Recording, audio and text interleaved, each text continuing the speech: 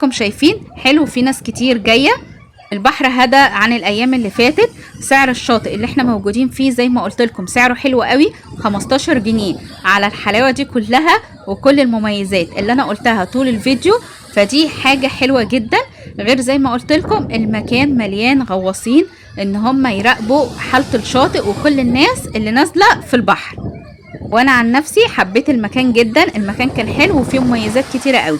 غير كمان زي ما قلت لكم ان الكافيه بره اللي هو كافيه وايت، لو حد حابب ان هو يعمل عيد ميلاده او حد كمان حابين ان انتوا تعملوا قرايه فاتحه او خطوبه او حفله صغيره كده، بيقبل كمان ان هو يعمل لكم الحفله في المكان بالمشاريب. ولو انتوا حابين ان انتوا تجيبوا حاجات تانية في الحفلات اللي حابين تعملوها بتجيبوها معاكم ومفيش مشكله خالص. هما مش بيقولوا لا على اي حاجه، متعاونين جدا. فلو اي حد حابب ان هو يعمل عيد ميلاد او حفله خطوبه اكتبوا لي في الكومنتات وانا هتواصل معاكم واوصلكم باداره الكافيه او اداره الشاطئ كمان. وكده نبقى وصلنا لاخر الفيديو. اللي لسه لحد دلوقتي ما عملش اشتراك وتفعيل جرس اعملوا اشتراك وتفعيل جرس، لان ناس كتير بتسالني ليه مش بيوصل لها اشعارات بالفيديوهات الجديده. فلازم ان انتوا تعملوا تفعيل جرس وتختاروا الكل، واكتبوا لي كمان كومنت ايه رأيكم في الفيديو.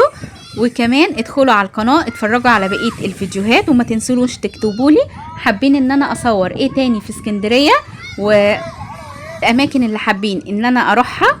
واستنوا بقية جولتنا في شواطئ العجمي. كم بقى تستمتعوا بالبحر شوية، واشوفكم فيديو جديد على خير ومع السلامة.